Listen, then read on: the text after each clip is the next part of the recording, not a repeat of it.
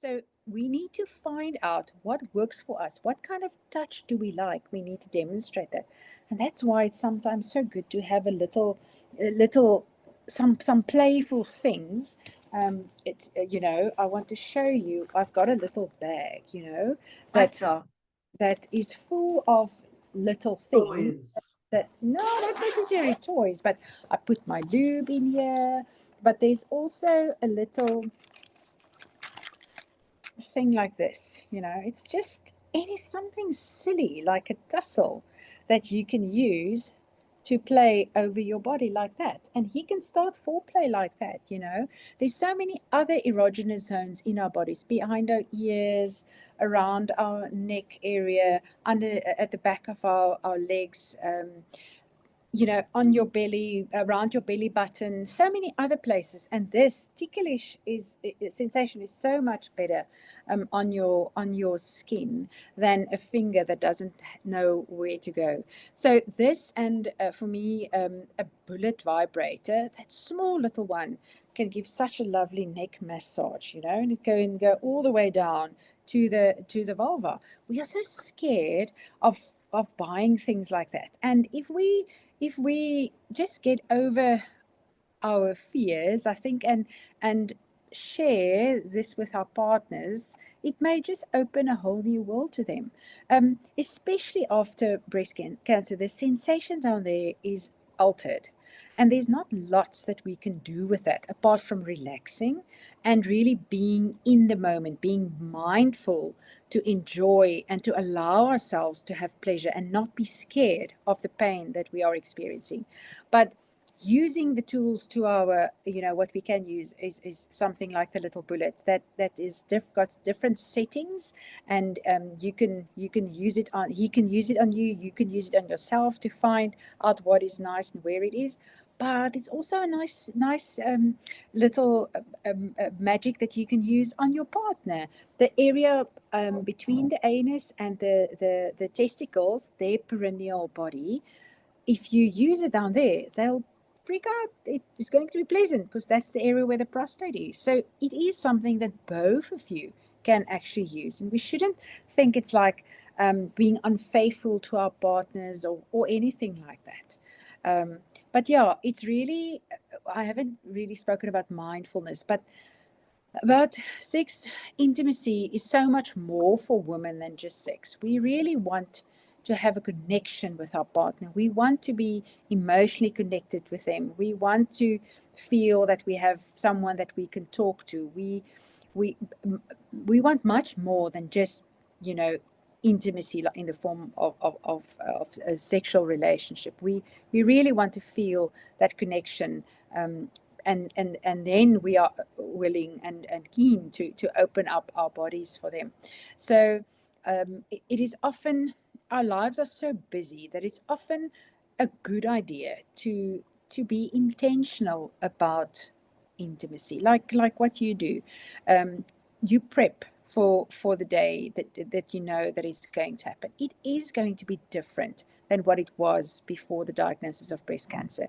We cannot go back to that state of always be, let it be spontaneous. I don't say it will never be like that, but it's going to take more work. And if we put the effort in and we are mindful of what we are doing, then there is some pleasure and satisfaction. So I think it's a mind shift, a whole new angle of looking at things, from how you think about sex, and plan it. And I usually suggest that we think about it, and it am I here?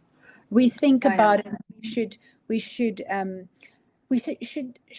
start flirting again with our partners. We should, you know, in the morning, when you know that tonight is the night and you've been looking forward to it, you've been applying your cream and you've got your tassel ready, and everything in the diary is calm down, and there's no kids that has a concert or a task to prepare, or work is not causing a lot of pressure, stress.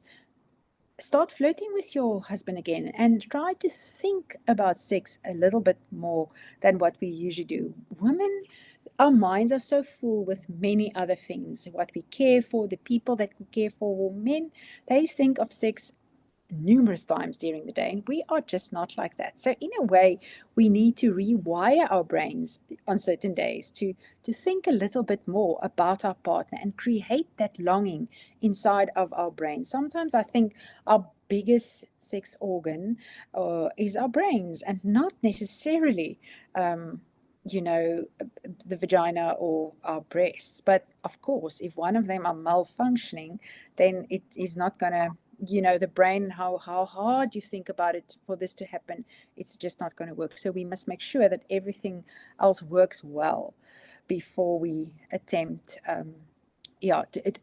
before I want to encourage you to just think about sex more often.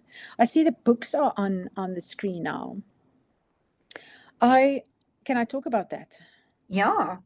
I really like the idea, or not like the idea. I like to encourage women to create or to think of sex as a hobby that she shares with her partner. You know, we if we have a hobby, we tend to spend time thinking about it, buying things for this hobby. We read about it. We have a hero or role model or someone that we follow. Now, I wouldn't suggest that you Google too much about sex, but there is really some good books available, and Come As You Are is one of them. And I actually have it with me, Emily Nagoski's book, Come As You Are. It's a lovely book. It's a schlep in South Africa at the moment to get any books. So it's you can download it as an ebook. You can get it on Audible. You can order it, but we really wait long. But what I like about this book of Emily Nagoski, she's a sex educator in New York. She ends all her chapters with a section TLDR, too long, did not read. So she gives you a summary of what she did discuss in the chapter, and if you read that and you are intrigued, then you know that you will enjoy the chapter. So this is a very good book for us women to read about ourselves and how our bodies work. And there's so many things that we can talk about. What makes us break? What makes us push that accelerator when it comes to sex? And all of that is in here. She discusses it. Not everything there is exactly what we would believe coming from our cultural and moral values, but that's like it in life. You know, you have to be open to hear everything or many things, and you choose what works for you. I believe the other one is written by a man, Ian Kerner, and this book is for men. She Comes First, and it's all about giving a woman pleasure by using the clitoris. It's written very tongue in the cheek, and it really my husband really enjoyed it, and he laughed out loud at some points when he was reading it. And I must say, I can vouch that it has paid off a lot in our sex life for him reading that book. Just recently, like 2 weeks ago, I got the female one, which is He Comes Next. Okay, so this is the same guy. Ian Kerner has written a book for us women. It's called The Thinking Woman's Guide to Pleasuring a Man. So sometimes we think we know how to pleasure them, but it is a good thing to read, and this stuff is safe to read. And I think it's good to know what is available. The other thing that I want to share with you is I do believe that we need to think about fun and bring back fun into our sex lives. And sometimes it's hard to regain confidence and to start to start being intimate again. And we lose a lot when we are in survivor mode. And this is a nice game called Monogamy. I know, Monogamy. And this is almost like Monopoly, but it's only two people that plays this. There's no couples joining you. Well, unless you want to, but I prefer to say it's for two people. So it's really like a board, like Monopoly. I'll quickly show you that you open up with your partner, and Oh, it looks like this, you know, monogamy. Just turn it around, monogamy. So there's dices. You throw the dices. There's little things that you move in, and then there's questions. There's little play cards that when you land on a certain one, you have to do an activity or you have to share a passion. But it gives you a lot of guidance on the cards on what to do, and it's in different levels. So pink and purple and then red hot. So it's not, you know, it can, beginners can use it too. So yeah, that's just a little bit of fun, and this stuff is available in South Africa. And I often think we pack it in every time we go away for a weekend. I think it's a game, one of the games in our house that has been well traveled. You know, going with us to every weekend that we get away.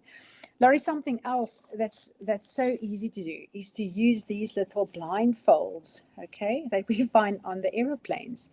Sometimes it's good to take a sense away, like vision. So if you and your guy blindfold yourself, you cannot see, and your touch sensation becomes more dominant and more intense. So that is also something so silly. If you put on a blindfold for both of you, just it gives a little edge, it makes us giggle, and sensation is more prominent. So sometimes we just need to think out of the box. Instead of a tussle, you could maybe, if you go for a walk, pick up a feather of a what's a tarantal, uh, um, you know, any bird feather that can be used instead of this, or a little sprig of lavender in your garden can work as well to tickle on your body. And I do think with regards to orgasm, it's so important that we focus on other erotic areas as well, and not just on the vaginal penetration, and learn to discover our clitoris. Such a yeah, a clitoris. Each woman has just got one, but we are the owners. All women are the owners of a clitoris, and we should really, if you don't know where yours are, go meet her and make her your new best friend. That's so important.